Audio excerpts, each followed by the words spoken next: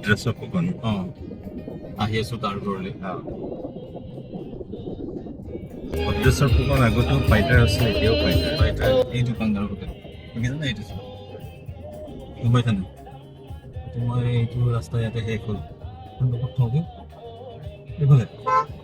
Hello' guys, এয়া হৈছে আমাৰ ভদ্ৰেশ্বৰ ফুকনৰ ঘৰ। এইটো ঘৰ কমপ্লিট হোৱা নাই এতিয়াও, 95% হৈ আছে। ৱালৰ কালাৰ চালাৰটো দিব বাকী আছে। বহুত দিনৰ মূৰত লগ পালোঁ এই তিনিজন বন্ধু। তেখেত একচুৱেলি যদিও নামটো ভদ্ৰেশ্বৰ ফুকন, কিন্তু ইমান ফাইটাৰ, আমি একচুৱেলি ফাইটাৰ বুলিয়ে কওঁ আৰু এতিয়াও পাইট দি আছে, পাইট দি থাকে। এতিয়াও পাইট দি আছে। এনেকুৱা ধুনীয়া হেল্থ লগাইছে একদম, মানে সেই প্ৰিন্সিপালছৰ সেই দিনবিলাকলৈ পূৰা মনত পৰি যায় আমাৰ মিষ্টাৰ পাইটক লগ পোৱাৰ পিছত। Thank you. দেখাম, এতিয়াও লগাই আছে কাগজ। তেতিয়াও কেপ লগাইছিলে, ধুনীয়া ধুনীয়া ষ্টাইলিছ, আৰু এতিয়াও হেড গগলছ সেইবিলাকতো তেতিয়া দিনতে লগাইছিলে। তেতিয়া আমি গগলছ লগাবলৈ লাজ কৰোঁ, নাজানিছিলোঁ। কিন্তু এতিয়া লগাইছোঁ এটা। এতিয়া যিহেতু আমাৰ এতিয়া আৰু নৈখন গৈ আছে, বৈ সময়সূতৰ লগত মিলিব লাগিব। সময়সূতৰ লগত মিলাওঁতে আমি এতিয়া পিন্ধিব লৈছোঁ বাৰু। তো থেংক ইউ, লগ পাম আকৌ।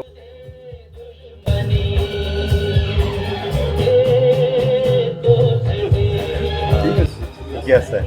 প্ৰেছাৰ, ডায়েবেটিছ এইবিলাক আছে নেকি? কিবা ডায়েবেটিছ নাই, প্ৰেছাৰ আছে। অলপ চলপটো থাকিবই আৰু। 3টা টেবলেট খাওঁ ৰাতিপুৱা, বাকী চব নৰ্মেল আছে। খালি সেই মেডিচিনৰ ছাইড এফেক্টটো আছে, darkening of skin, broad sunlight expose হ'লে ডাৰ্ক হৈ যায়। তুমি আচলতে UV প্ৰটেকশ্যনৰ কাৰণে কিছুমান ক্ৰীম ইউজ কৰিব পাৰিলে বেছিহে হয়। কিছুমান মানে কি হয়, এলাৰ্জি থাকে কাৰোবাৰ, কিছুমান কছমেটিক্স, কিছুমান স্কিনত অলপ এলাৰ্জি হয়। এইবিলাক অলপ এলাৰ্জি হেৰি এভইড কৰাই ভাল। কিন্তু তোমাৰ স্বাস্থ্যটো কিন্তু যথেষ্ট হেল্ডি হ'বলৈ। ল'ৰা আৰু ছোৱালী দুটা। ছোৱালীজনী PhD কৰি আছে, তাই ডাঙৰ আৰু ল'ৰা সৰু, MBBS কৰি আছে, 3rd year to 4th yearলৈ পৰীক্ষা দিব।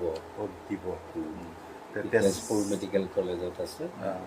তো সেই দুটাই সম্পত্তি আৰু এতিয়া সদ্যহতে মিলননগৰৰ বাসিন্দা, ডিব্ৰুগড় মিলননগৰ পৌলেণ্ডত। তো আজি মোৰ মৰমৰ বন্ধু একেখন থালিতে খোৱা হোষ্টেলত ইমানেই মোৰ অন্তৰখন আজি নাচি উঠিছে।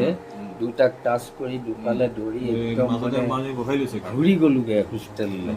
আৰু অজয় বুলি কথাই নাই। সেই টাইমত অজয় মানে কলেজৰ বিখ্যাত ফিগাৰ, ধুনীয়া গান গায়। জ্যোতিপ্ৰসাদো একেই গান গায়, কিন্তু জ্যোতিপ্ৰসাদৰ গানটোতকৈ মানুহটোৰ মানে হাঁহি থকা ধুনীয়া বগা মুখখন একদম জিলিকি থাকে, মিহি মুখখন। তো এই দুটা সদায় থাকি যোৱা ছবি আৰু আছে, কিন্তু এওঁলোক মানে আমি ক'লোঁ নহয়, একেখন থালিত ভাত খাওঁ, ভগাই খাওঁ, তেনেকুৱা আন্তৰিকতা আজিও যে আমাৰ মাজত আছে।